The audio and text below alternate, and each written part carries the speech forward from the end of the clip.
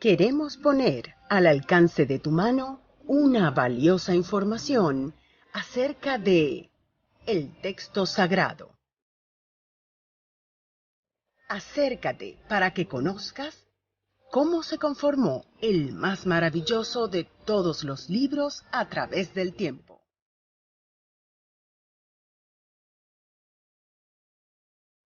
Hoy te queremos contar una historia de 6000 años.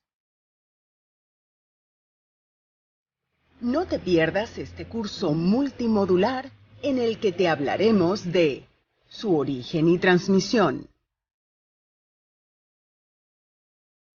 y también de su corrupción y restauración.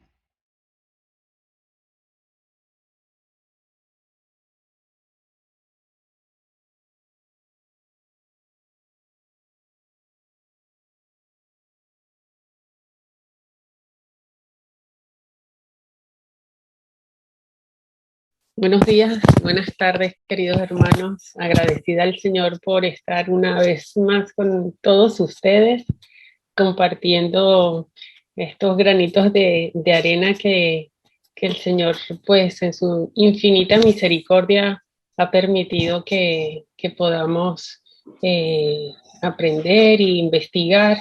Sí, esto no se puede callar, uno no lo puede guardar porque son evidencias que hay que comunicarlas, pero las tenemos que tener bien aprendidas, bien seguras, bien atadas para poderlas transmitir.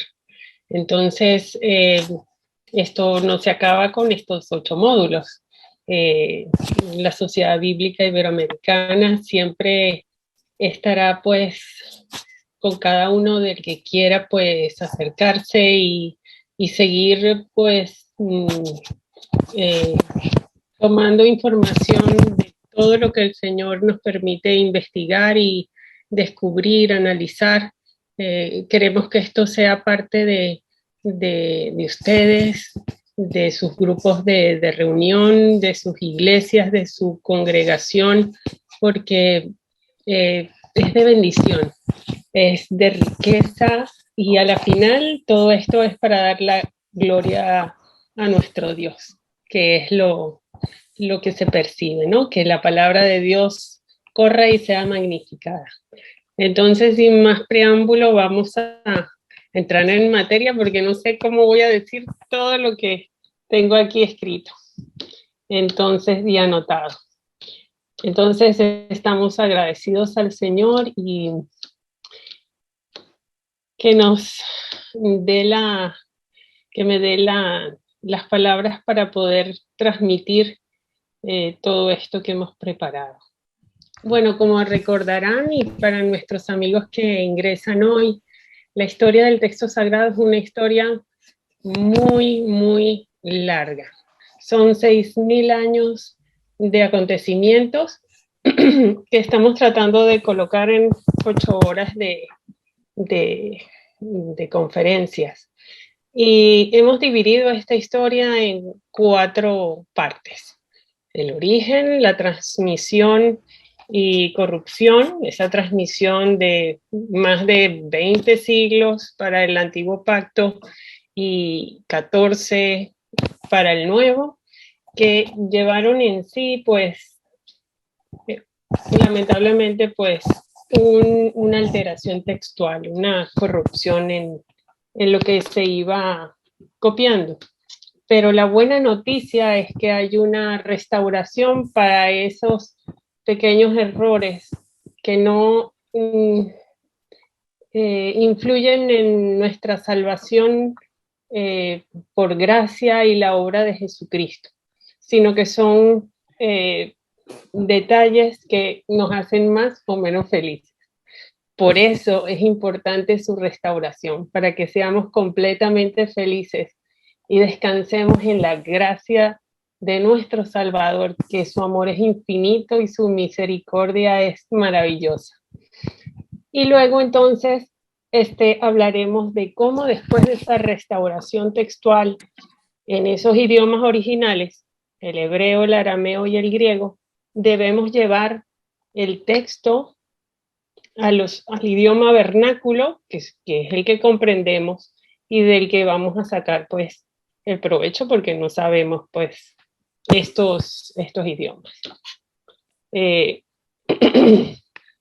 el día de hoy entonces vamos a ver y hablar de nuestra Biblia Reina Valera, que todos pues creímos, los que tenemos un poquito más de años, creímos con esta Biblia, nuestro amado libro, y que es, aquí les contaremos algunos detalles que algunos sabrán más que otros, pero que son importantes de resaltar.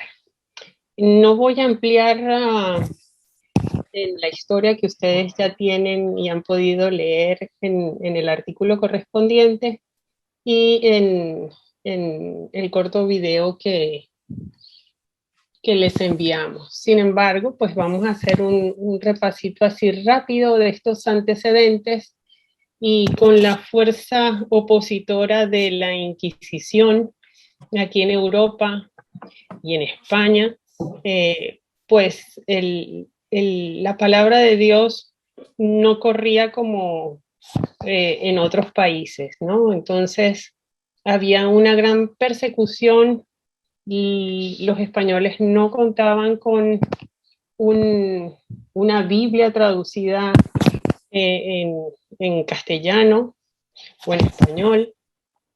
Y esto pues trajo una persecución de los que ya con la reforma de lo que estaba sucediendo con la Iglesia Católica, pues se empezaba como que a llegar esas noticias del Evangelio, de la gracia de Dios, y iban transformando los corazones, de manera que se levantó con esta Inquisición que antes perseguía a los judíos y que los sacaron de aquí de España, pues se quedaron así como que un poco sin qué hacer. Y como vieron que esto perturbaba pues lo que era la Santa Iglesia y todo el catolicismo, pues empezaron pues con estas persecuciones de nuestros hermanos. De manera que aquí hay unos personajes que resaltaron, entre otros, ¿no? Porque hubo muchos hermanos que transmitieron y murieron por el Evangelio en las hogueras, aguantaron muchos años de tortura, de huesos, brazos, piernas descoyuntados, y terminaron en la hoguera cantando y alabando al Señor, como recordando el pasaje de Esteban, ¿no? Julianillo fue un personaje singular porque introducía en España, entre su venta de enseres que venía y traía, el Nuevo Testamento y alguna literatura luterana. Entonces, este es el primer Nuevo Testamento que tradujo Francisco de Encinas, que fue impreso en Amberes en 1543, y era uno de los poquitos ejemplares porque a Francisco prontamente lo tomaron prisionero, le decomisaron las Biblias, las recogieron y unos pocos ejemplares se escaparon.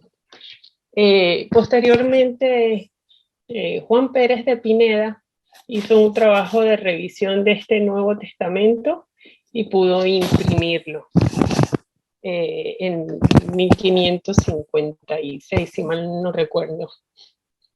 De manera que cuando Casiodoro pudo empezar sus trabajos de traducción, este fue uno de los ejemplares, pensamos, que pudo consultar y tener a la mano, junto con la revisión que había hecho Francisco Juan Pérez de Pineda. Pues Julianillo llegó y pudo esconder una literatura aquí, y era el monasterio donde Cipriano de Valera y Casiodoro de Reina estaban aquí como monjes. La palabra pues hizo la vida nueva, la nueva creación en Cristo Jesús en sus corazones, y pronto pues abandonaron toda su religiosidad y tuvieron que irse al exilio porque venían a por ellos.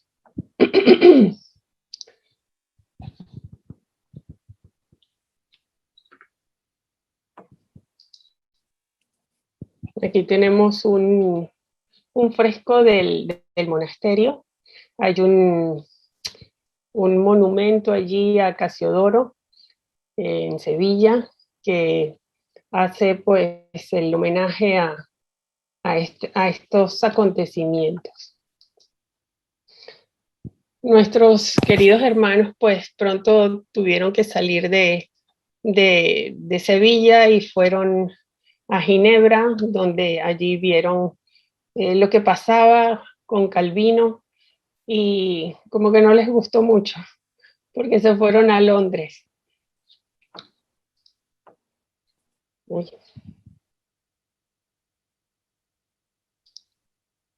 Uy, que se me fue todo para el revés.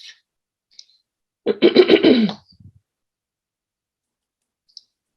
ver.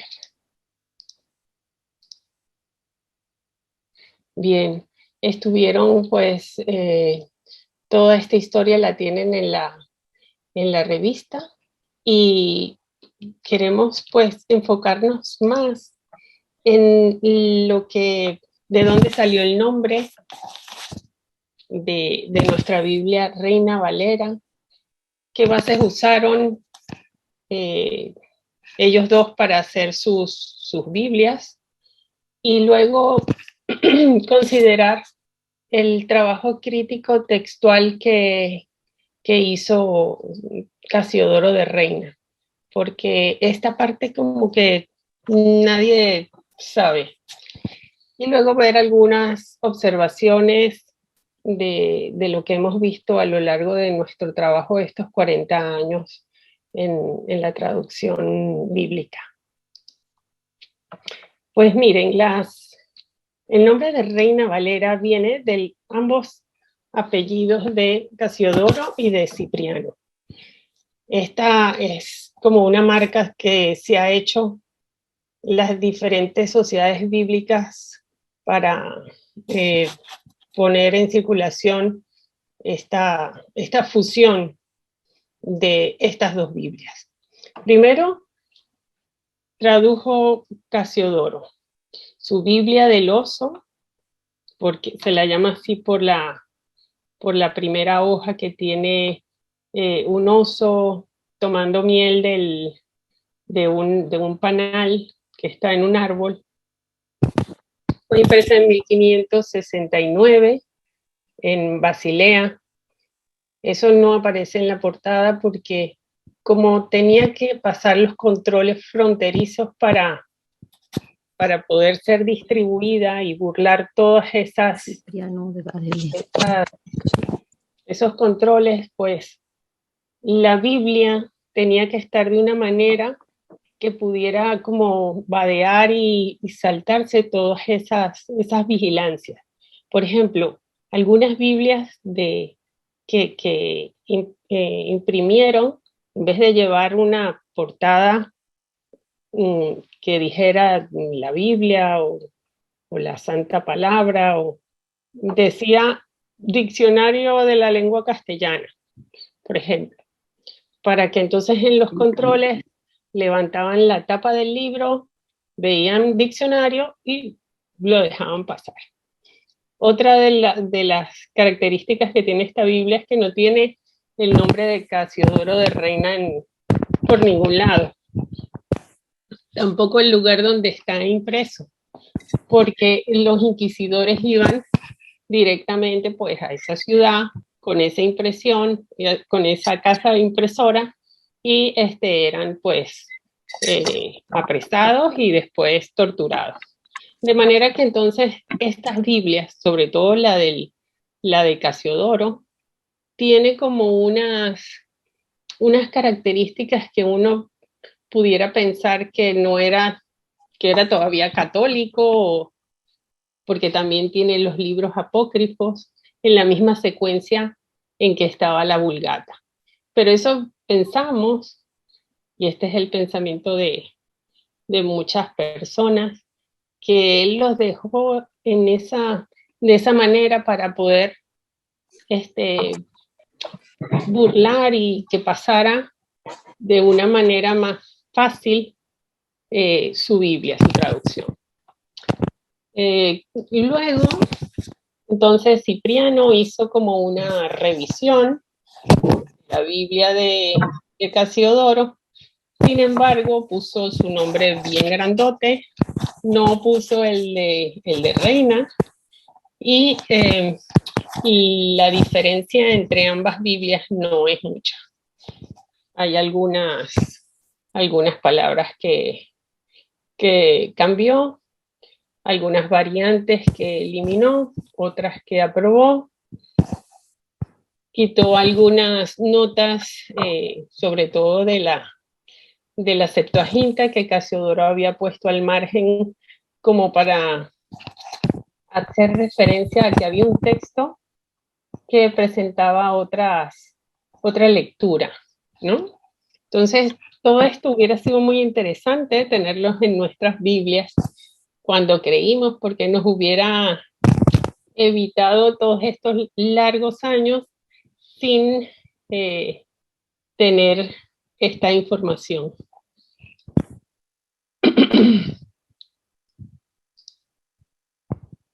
Entonces, nuestro amigo Cipriano echó mano de la Biblia del Oso.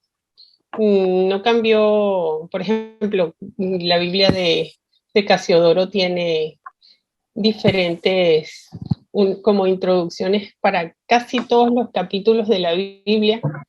Cipriano los dejó intactos y solamente cambió algunas cosas. Entonces, algunos historiadores tienen esta opinión de él, ¿no? Este es un señor que se llama Germán Prado, y en 1927, haciendo la lectura de lo que decía la Biblia del Cántaro,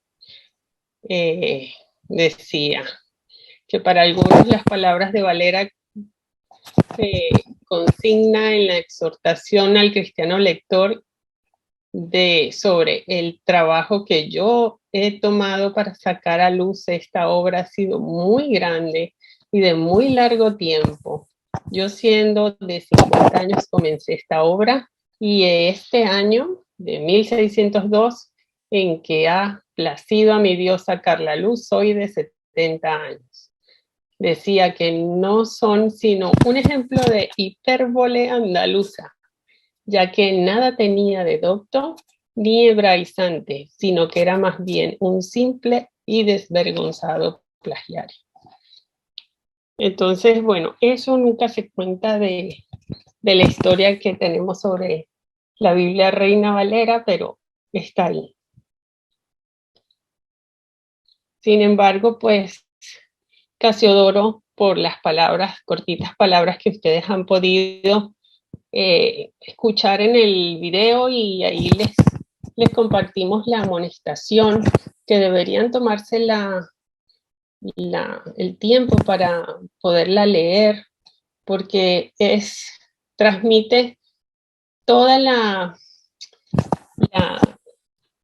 creo que él ha abierto su corazón en esas palabras, y puede transmitir toda la angustia, todos los sinsabores, todo lo que sucedió durante esa traducción bíblica, como los hermanos mejores capacitados que él, que tenían mejores estudios, mejores herramientas, no lo quisieron ayudar.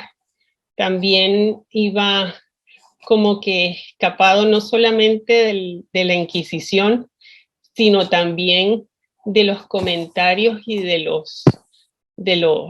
las infamias y y cosas que no eran verdaderas que decían de Casiodoro sus propios hermanos de la congregación. Entonces, que después, al final de los años, pues se descubrió que no era así y él pudo, pues, restablecer su testimonio, pero ha debido ser muy, muy desagradable todo ese suceso. Pero bueno, el Señor lo permite y hoy tenemos esta joya literaria que, en la que hay unas comparaciones de textos, hay unas anotaciones, hay introducciones a los capítulos, hay una riqueza literaria de comunicación que es la que nos ha enriquecido pues nuestras vidas, ¿no? Sin embargo, pues hay algunas cosas que, como él mismo lo dice en su amonestación, que esperaba que vinieran otros a perfeccionar ese trabajo. Y bueno, gracias al Señor eso se ha podido hacer por la participación de muchísimos hermanos que han aportado sus esfuerzos, su vida, sus patrimonios para lograr con un granito de arena cada uno, pues contribuir a esta mejora, a esta reconstrucción y a esta restauración del texto sagrado. Por ejemplo, aquí podemos, si abrimos una de las páginas de esa Biblia que nos mostró el hermano Fernando Estefó, podemos ver al margen, nos vamos a encontrar estas unas líneas que están escritas en letra cursiva, que no son parte del texto porque pertenecen a la Septuaginta y a la Vulgata, cuando son iguales. Entonces nos vamos a encontrar con esto. Otra de las cosas que tomó en cuenta nuestro hermano Casiodoro es en hacer su traducción lo más literal que pudo, y cuando él tenía que agregar alguna palabra para suplir la elipsis del original, pues la colocaba también en itálicas, de manera que el lector podía saber cuáles eran las palabras que sí estaban en el texto hebreo y griego y cuáles eran las que se tenían que utilizar, integrar para la traducción al idioma fuente.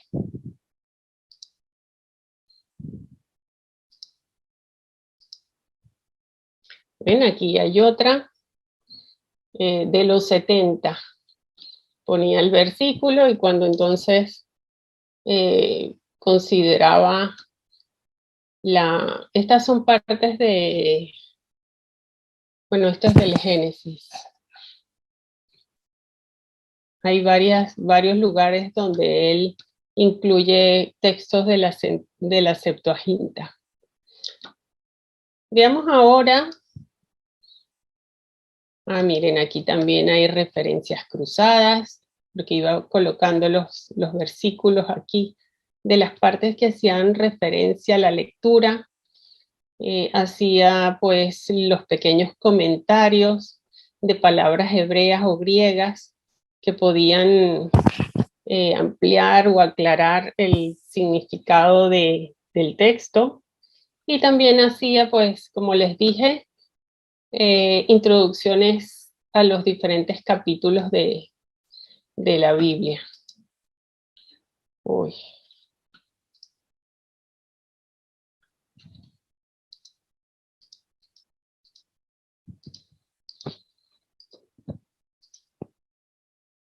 Aquí, por ejemplo, podemos comparar las dos Biblias, la de Casiodoro, esto es en Génesis 46 y en el verso 27, donde se está hablando de los hijos de José que le nacieron y que la cantidad de personas que entraron a la tierra de Egipto.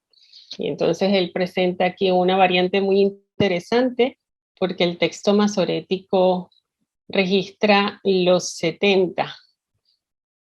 En cambio, la Septuaginta registra 75 almas.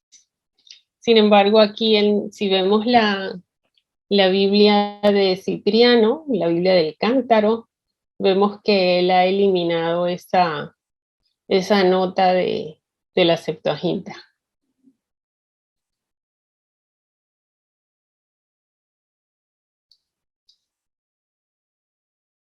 Vamos a hablar ahorita un poco de los testigos que utilizó Reina para el Viejo Pacto. Según su amonestación al lector, cita algunos textos. Por ejemplo, cita la Vulgata Latina, de la cual dice que no era muy confiable, pero lo trata de decir así como muy suavecito, por si acaso alguno abriera su Biblia, de estos de los que lo perseguían, pues pudiera decir que, bueno, que a lo mejor como había seguido esos textos, pues lo dejaban pasar. Pero también aquí hay una Biblia que usa, que es la traducción de Santes Pañino, y el Viejo Testamento de la traducción de la Biblia de Ferrara. Estas son dos Biblias que son traducciones. Una es del hebreo al latín, el de Santes Pañino. Este señor pues era un judío converso, fraile, dominico, que estaba en italiano, y que pues era amigo del Papa León X, y que había recibido como aliento para hacer esta traducción. Se empleó 25 años en hacer la Biblia, y fue publicada en 1527. Noten ustedes que tienen los números de los versículos. Esta fue la primera Biblia que incluyó los números al margen. Esta fue también una de las Biblias que utilizó Miguel Servet, quien fue muerto por decisión de los calvinistas por no tener las mismas creencias. Esta Biblia fue impresa varias veces. También, como dijimos, utilizó la Biblia de Ferrara, que es una traducción del hebreo al ladino. El ladino recuerden ustedes que es una lengua romance, y después esto pues derivó en el castellano. También fue compilada por dos judíos conversos. Uno era portugués, otro era español, y bueno, hicieron esta Biblia a la que Casiodoro hace una crítica, porque ven ciertos pasajes que tienen un odio a nuestro Señor. Esta Biblia tenía pues dos versiones, una para judíos y otra para cristianos. Por ejemplo, donde dice, habla de la Virgen, que le iban a hacer un niño. La versión judía pues tenía la doncella o la joven, y la cristiana pues sí tenía el registro de la Virgen. En esta línea hemos puesto de tiempo, fíjense ustedes, hemos puesto las fechas y cómo en cada una de ellas pues están las las traducciones o las compilaciones del griego, en este caso el Textus Receptus de Erasmo en el 1516, como vimos en la clase pasada, y después estas Biblias estas traducciones de las que les he hablado hoy, la Biblia de San Españino, el Nuevo Testamento de Francisco de Encinas, que es una traducción del Textus Receptus al español. Después la revisión que hizo Juan Pérez de Pineda en 1556, aquí cuando fue publicada la Biblia del Oso, la Biblia de Ferrara, y por último está la Biblia del Cántaro. Esto nos va a servir porque podemos decir que aunque en la advertencia de la Biblia del Oso no aparece específicamente las fuentes de donde él toma los testigos para hacer su traducción, porque no podía decir que tenía el Nuevo Testamento de Francisco de Encinas ni de Juan Pérez de Pineda, porque todos ellos eran perseguidos. A Francisco de Encinas lo quemaron en la hoguera. A Juan Pérez de Pineda le quemaron en Esfinge, hicieron un muñeco y lo quemaron en la hoguera. O sea, estaban perseguidos, y no solamente en el territorio español, sino también en Europa. Lo que pasa es que habían ciertos reyes que, como eran protestantes, eran ya de la parte esta de la Reforma, entonces podían ser amparados. Pero en algunos casos hasta esos duques protestantes terminaron siendo muertos.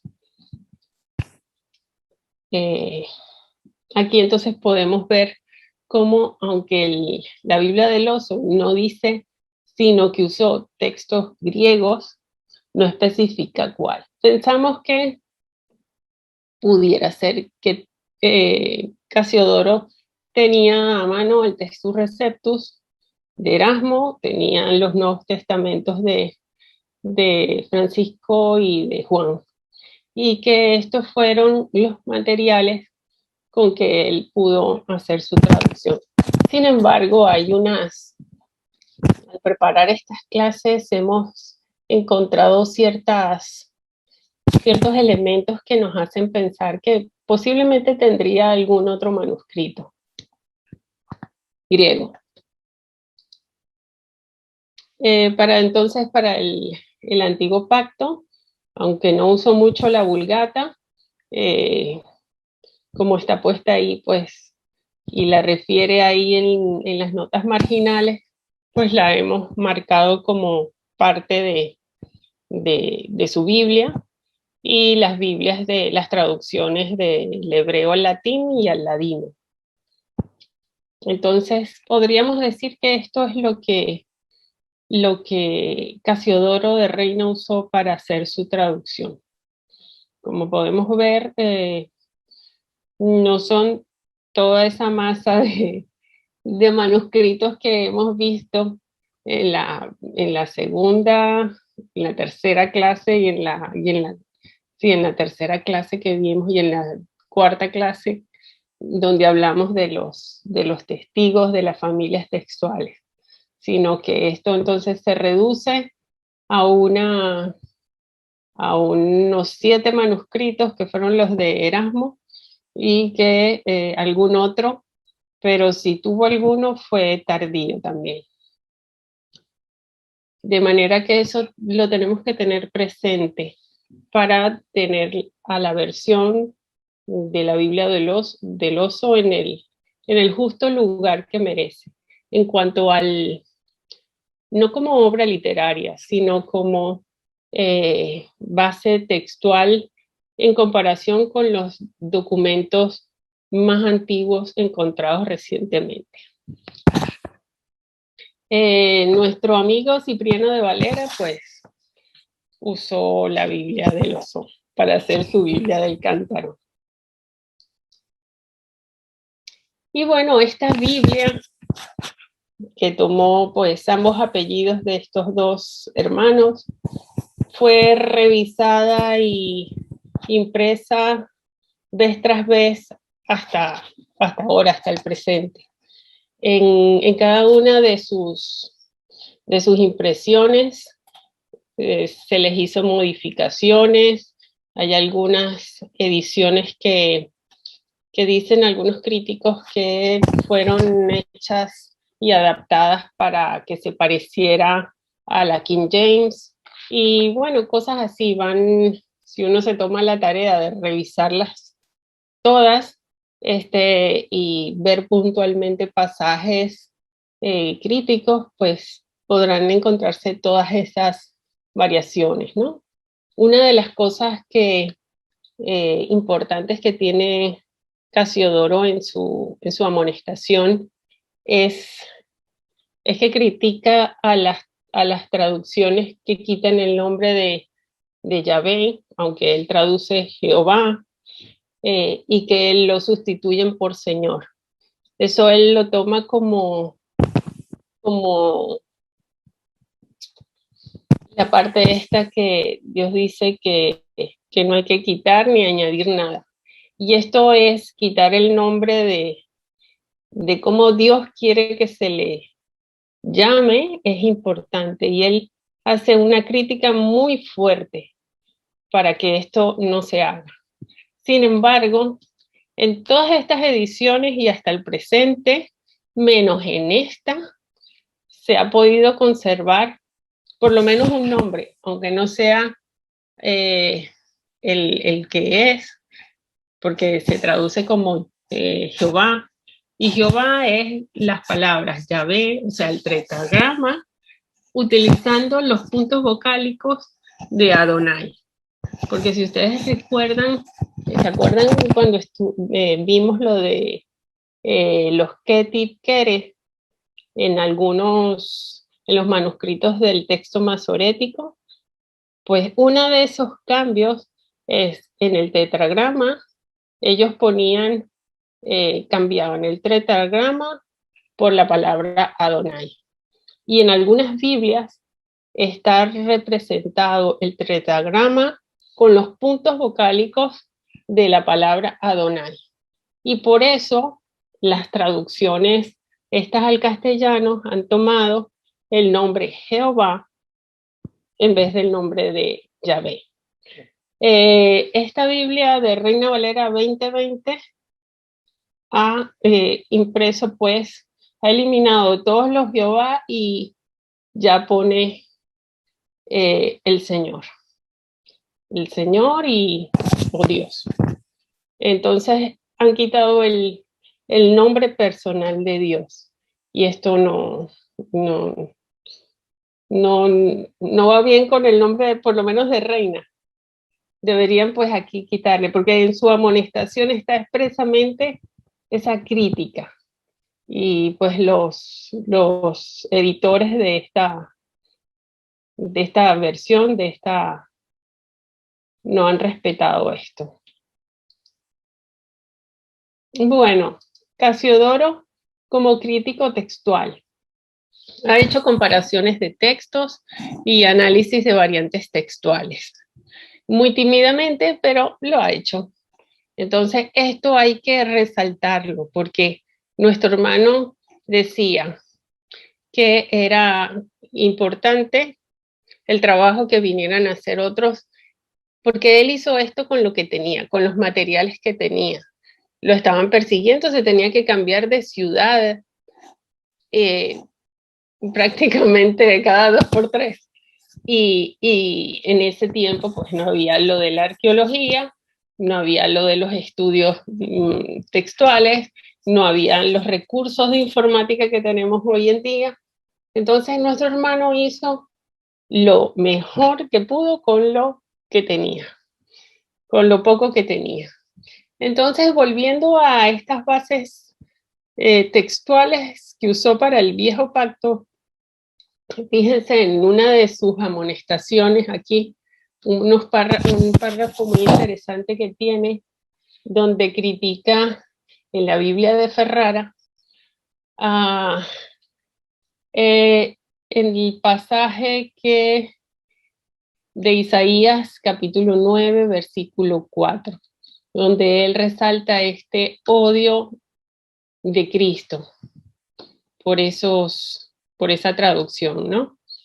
Les recuerdo aquí el pasaje que dice, y esto lo tomo de la Reina Valera 60, porque un niño nos es nacido, hijo nos es dado, y el principado sobre su hombro, y se llamará su nombre admirable, consejero, Dios fuerte, Padre eterno, príncipe de paz. Él dice que en la traducción de la Biblia de Ferrara, esta versión pues coloca los artículos delante de cada uno de los títulos del nombre del niño: el maravilloso, el consejero, el Dios fuerte, el Dios Barragán, el Padre eterno, menos en el último, de manera que pareciera que aquí está en la Biblia de Ferrara, ¿ven?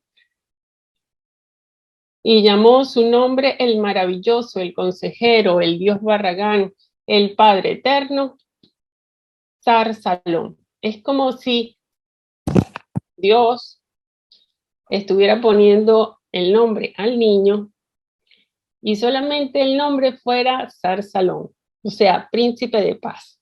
A ver si lo vemos más claro. Aquí Casiodoro lo tilda, esto lo cataloga como maldita malicia, el uso de los artículos en este pasaje. Y tiene razón. Esta es una impresión de nuestro tiempo, de esta Biblia de Ferrara, en el que se mantienen esos artículos todavía. El maravilloso, el consejero, el Dios Barragán, el Padre eterno, Sar Salom. Como diciendo que el que llama su nombre príncipe de paz es el admirable, el consejero, el Dios fuerte, el Padre eterno. No es que el niño tenga todos esos títulos o ese nombre, porque es un nombre que tiene 5 partes. Entonces, la malicia de estos 2 judíos fue borrar toda esta herencia mesiánica del texto para eliminarla. Casiodoro se fue a su copia que tenía del hebreo y pudo constatar que no estaban los artículos.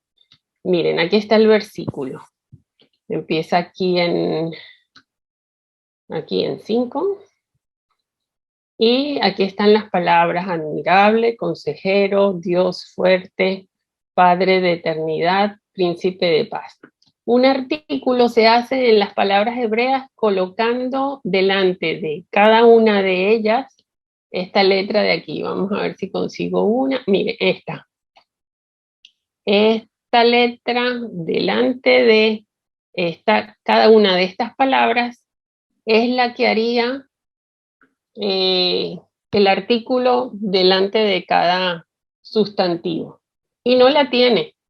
De manera que entonces, cuando Casiodoro vio esto y vio lo que decía esa traducción de Ferrara, dijo, esto está muy mal. Entonces, aquí está otra vez el versículo y hemos tachado todos los artículos para que se entienda que eso no está en el texto hebreo. Y aquí está la traducción de nuestro hermano Casiodoro: porque niño nos es nacido, hijo nos es dado, y el principado es asentado. Fíjense cómo se colocaba la S en castellano antiguo. Era así como como una F sin el palito, sobre su hombro, y llamaránsela admirable, consejero, Dios fuerte, aquí él lo separa, Padre eterno, príncipe de paz.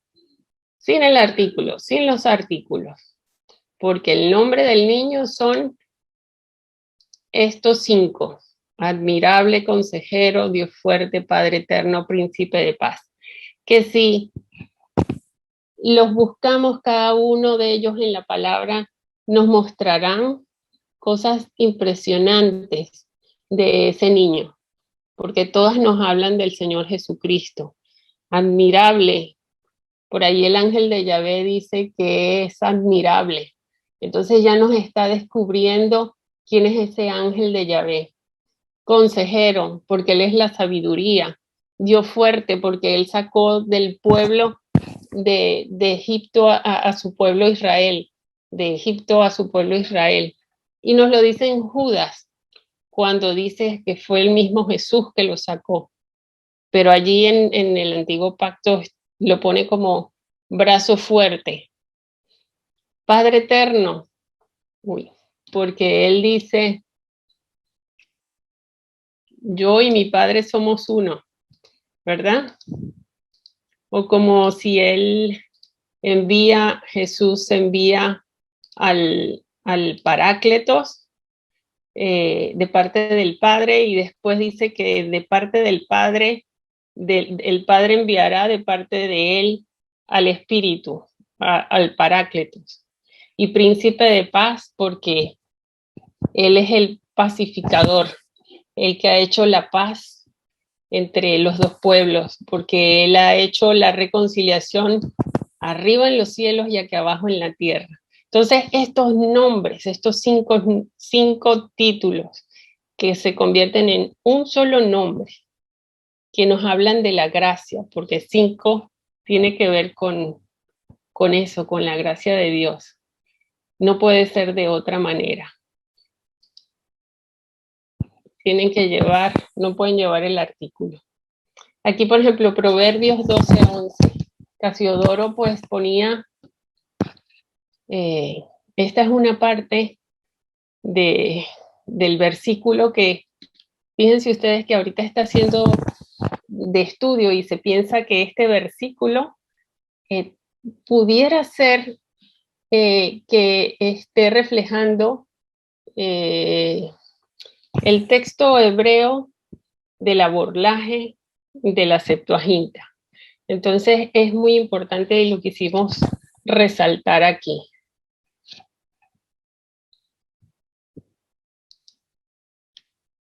Otra de las cosas que hizo Casiodoro fue colocar entre corchetes cuando se encontraban en manuscritos griegos que tenían dos lecturas, poner una entre corchetes por si acaso después, con los años y salieran más manuscritos, se pudiera saber si era parte del texto o no.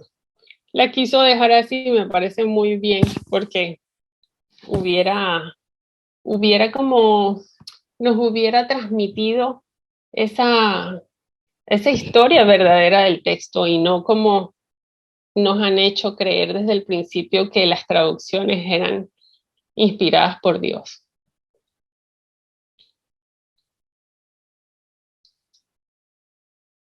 Si vamos y buscamos esta variante de Marcos 3:16, aquí es un pasaje donde se están nombrando a todos los discípulos, ¿no? Entonces el versículo 16, y puso a Simón nombre Pedro. Casiodoro encontró un texto griego que decía primeramente a Simón y lo puso entre corchetes. La Biblia de Cipriano, fíjense ustedes cómo eliminó esa variante. Vamos a ver, a revisar ahora el aparato crítico del Nuevo Testamento griego donde aparecen la recopilación o un resumen de los diferentes manuscritos que presentan en esta lectura, en Marcos 3:16, y aquí está el verso 16, las diferentes lecturas. Les explico, no tengan miedo de esto al que lo ha visto por primera vez. El texto griego presenta en algunas partes un aparato a pie de página donde se colocan las diferentes lecturas que se consiguen en los manuscritos. Entonces, se coloca una letra al inicio que es el grado de certeza de esa variante en específico. Entonces, aquí hay, por ejemplo, estos manuscritos, el códice sinaítico, el códice vaticano, el códice, creo que es el Fraemis Rescriptus, con el original. Aquí, bueno, no me lo sé todos, pero ahí la leyenda y se puede saber de qué manuscritos estamos hablando que presentan la lectura, esta lectura.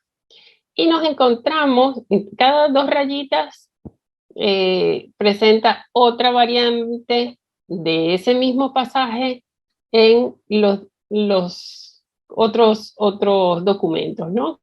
Entonces vemos que aquí hay un que incluye pues el alejandrino, una corrección que han hecho al Rescriptus, en el códice Besa, y así. Estos son minúsculos, los números estos que vienen aquí, y nos encontramos con que hay manuscritos que presentan esta variante, primeramente a Simón, y entonces aquí encontramos los manuscritos que tienen la lectura de algún manuscrito que tenía Casiodoro, porque tiene esta lectura. Entonces, en consecuencia, podemos pensar que tenía alguno de estos. Este F13 corresponde a la familia 13. Eso es un grupo de manuscritos tardíos, entre el siglo XI y XV, que presentan lecturas que están catalogados como, porque presentan las lecturas de la perícope adúltera en diferentes lugares, pero no en el que, con el que lo conocemos, que es ahí en el, en el Evangelio, ¿no? Uy, lo siento. Esto es muy sensible. De manera que podemos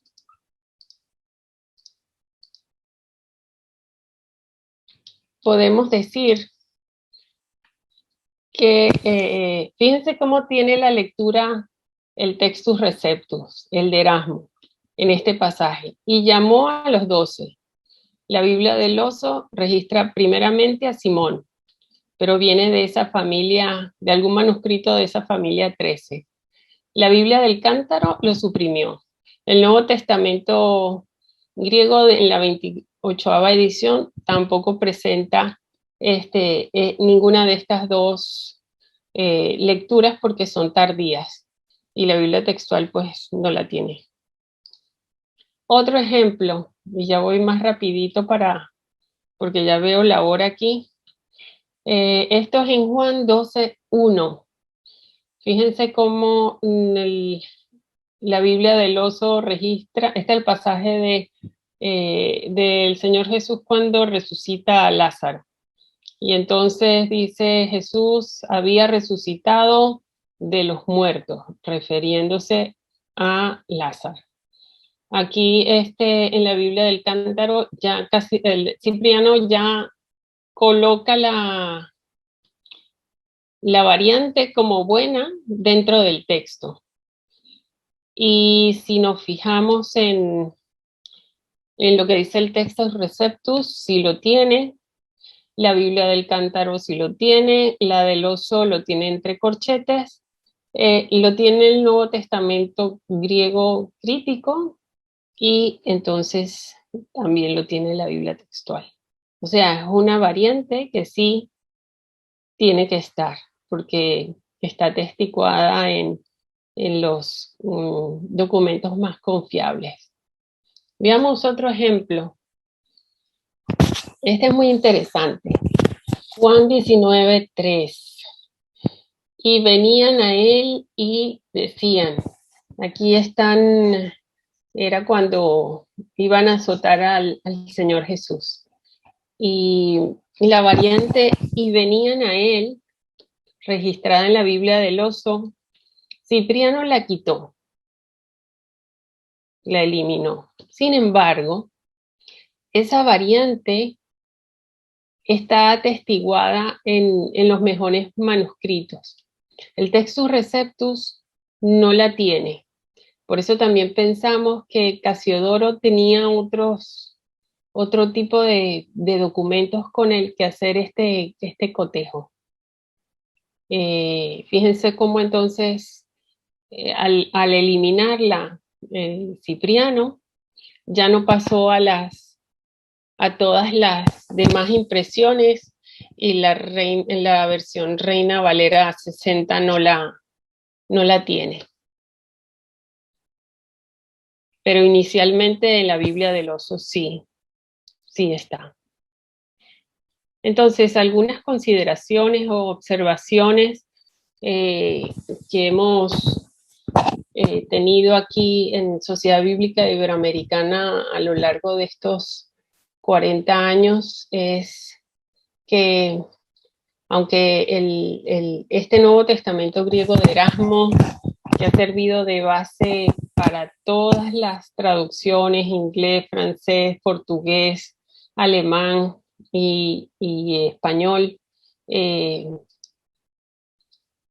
usando pues para el nuevo pacto el Textus Receptus y para el viejo pacto el Códice de Leningrado, de la familia de los masoretas, y que tienen unas fechas tardías en comparación con toda la masa documentaria que han sido descubiertos y analizados en los últimos 500 años. Es de considerar y de tener en cuenta para hacer una profunda revisión de esa versión. No nos podemos quedar en el sentimentalismo, en el enamoramiento, porque ya su autor, su traductor, lo está diciendo en esa amonestación, que eso iba a ser como que provisional, que no canonizaran su traducción, que otros tendrían que venir a revisarla y a mejorarla. ¿Por qué? Por esta evidencia que ustedes ven en sus pantallas, porque hay nuevos documentos, muchos más antiguos, y se han desarrollado, se han consultado, se han hecho programas informáticos de búsqueda, de comparación, que ayudan a la traducción. De manera que cada una de estas variantes tiene que ser considerada como única, evaluada y puesta en su lugar correcto. ¿Para qué? Pues para nuestro beneficio. Fíjense, habíamos puesto unos ejemplos de voz pasiva, y esto voy rapidito. Refresquemos un poquito de conocimientos de nuestro castellano. El verbo es la parte de la oración que expresa una acción, movimiento, existencia, consecución, condición o estado del sujeto, ¿verdad? Pero los verbos tienen lo que se llama la voz. La voz indica si el sujeto realiza o padece la acción del verbo. Esa voz puede ser, a su vez, activa, si el sujeto realiza la acción, o pasiva, si el sujeto activa si el sujeto realiza la acción y pasiva si el sujeto padece la acción del verbo. También existe lo que es la voz media, pero no nos vamos a meter con eso porque si no, esta voz pasiva es casi ignorada a lo largo de la traducción. Y es importantísima porque nos va a hablar de una mano invisible, una mano, una acción que hace un tercero. Entonces, ¿cómo expresamos una voz pasiva? Fíjense aquí, es muy fácil de entender. Aquí tenemos una oración que dice, Juan cierra la puerta. Juan es el sujeto, cierra es el verbo y el objeto o complemento directo es la puerta. Para pasar esta oración activa, de activa a pasiva, el objeto, en este caso la puerta, viene y pasa a ser el sujeto. El sujeto de la acción, de la voz activa, viene a ser el agente. Y para poner el verbo en pasiva, entonces se utiliza el verbo ser y el participio pasado de ese verbo. Entonces, la puerta es cerrada por Juan y ya tenemos la oración en pasiva. Hay muchos ejemplos entonces de la traducción de Casiodoro que a lo mejor por su poco conocimiento de la lengua castellana, porque un diccionario y una gramática castellana salió unos pocos años, no sé si 70 años después o antes de esto. O sea, no es que él también tuviera a la mano todas estas herramientas y estas, como llamarlas entre comillas, exquisiteces, ¿no? Pero si comparamos entonces los verbos griegos que reflejan esa voz pasiva y la llevamos a a nuestra traducción en castellano, se pierde esa intervención de esa tercera persona. Aquí tenemos, por ejemplo, el ejemplo de Gálatas 1:6.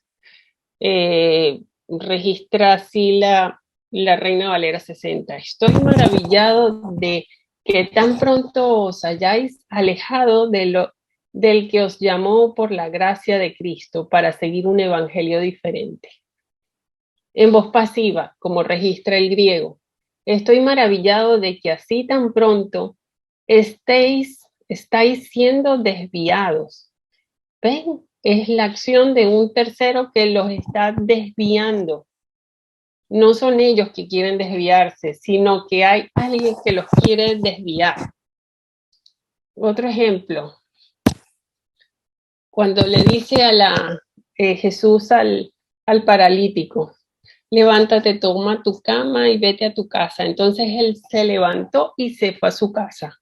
No, él fue levantado y marchó a su casa. ¿Eh? ¿Quién lo levantó? Pues las mismas palabras del Señor Jesús. Él fue levantado, no es el paralítico el que se levantó. Porque el corazón de este pueblo se ha engrosado y con los oídos oyen pesadamente y han cerrado sus ojos para que no vean con los ojos y oigan con los oídos y con el corazón entiendan y se conviertan y yo los sane. Esto está diciéndolo el Señor citando a Isaías. Y el pueblo fue engrosado. O sea, el endurecimiento viene de parte de Dios, de Israel. Israel se ha endurecido. ¿Por qué? Porque Dios lo ha querido endurecer. Pero miren, aquí aún así lo sanaré. Y aquí la traducción de Reina y Valera también está en desventaja, porque en vez de usar un indicativo futuro, han usado un subjuntivo presente. Entonces, de Dios viene el endurecimiento, pero también la sanación.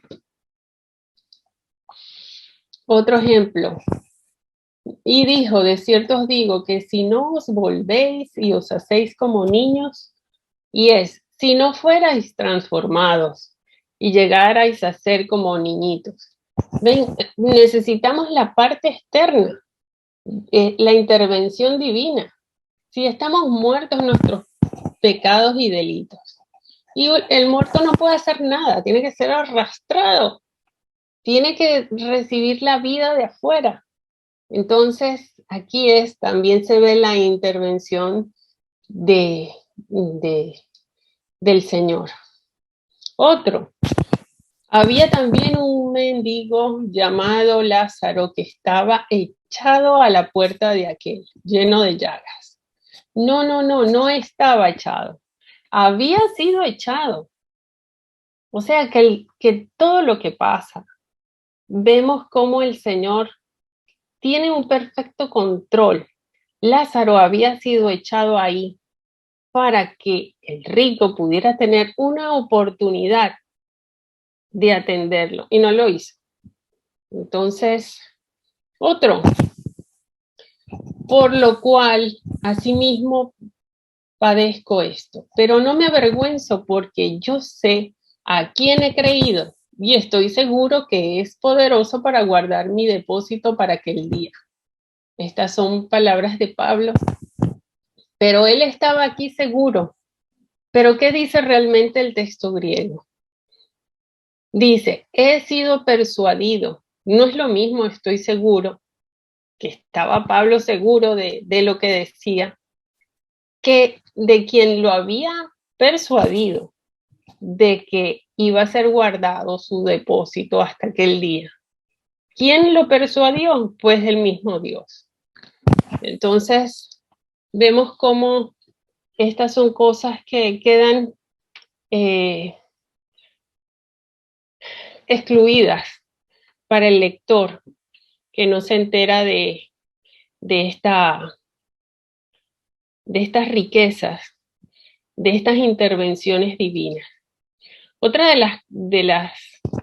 y ya con esto ya creo que termino. Les ruego paciencia. Hechos 20-28, la Reina Valera 60 registra la iglesia del Señor. Dice, por tanto, mirad por vosotros y por todo el rebaño en que el Espíritu Santo os ha puesto por obispos para apacentar la iglesia del Señor, la cual él ganó por su propia sangre. Sin embargo, cuando nos vamos a la Biblia del Oso, encontramos que Reina ha traducido Iglesia de Dios. Entonces, cuando revisamos el Textus Receptus, también encontramos que Erasmo tendrá muchas culpas, pero de esta no es culpable, porque usó un texto donde la variante textual estaba correctamente puesta, ¿no? Porque aquí también dice Iglesia de Dios. Aquí tenemos el Teos, ¿sí? Y a lo mejor lo cambió Cipriano. Vamos a ver. No, Cipriano tampoco lo cambió, porque miren cómo lo tiene aquí su Biblia del Cántaro, la Iglesia de Dios. Y entonces, ¿qué pasó? ¿Qué pasó? ¿Por qué no nos ha llegado a nosotros en nuestra Biblia Reina Valera 60, Iglesia de Dios? ¿Verdad? Como tenemos aquí la comparación entre base y traducciones. El Textus Receptus registra Teos. Biblia de Oso y Cántaro, Iglesia de Dios. Y la Biblia Reina Valera 60, Iglesia del Señor. ¿Qué pasó por ahí en el medio? Bueno, en todas estas revisiones, en todas estas adaptaciones que se hicieron, debió ocurrir algo. Vamos a ver dónde fue.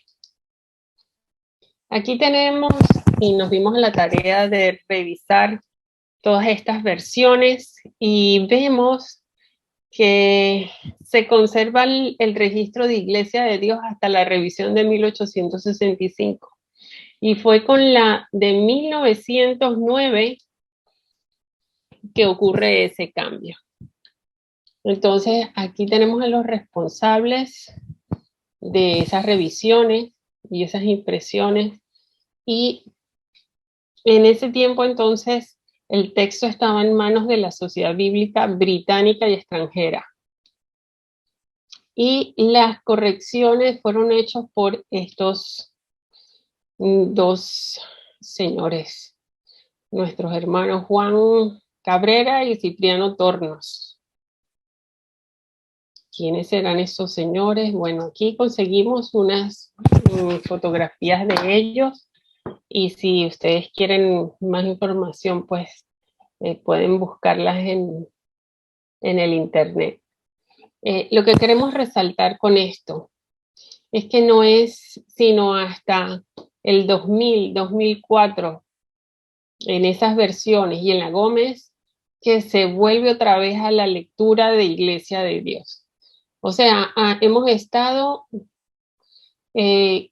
90 años sin esa lectura, en donde se destaca aquí que Jesucristo, que ganó la Iglesia con su propia sangre, una afirmación de que Él es Dios.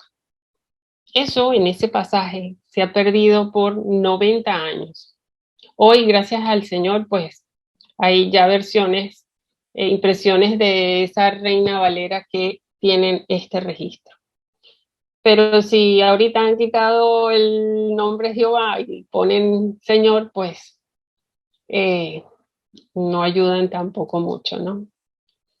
Igual pasa aquí con el pacto, Romanos 9:4, que son israelitas de los cuales son la adopción, la gloria, el pacto, la promulgación de la ley, el culto y las promesas. Cuando vamos al texto crítico, pues nos encontramos que están pactos, conciertos, como tienen la Biblia del oso y la del cántaro.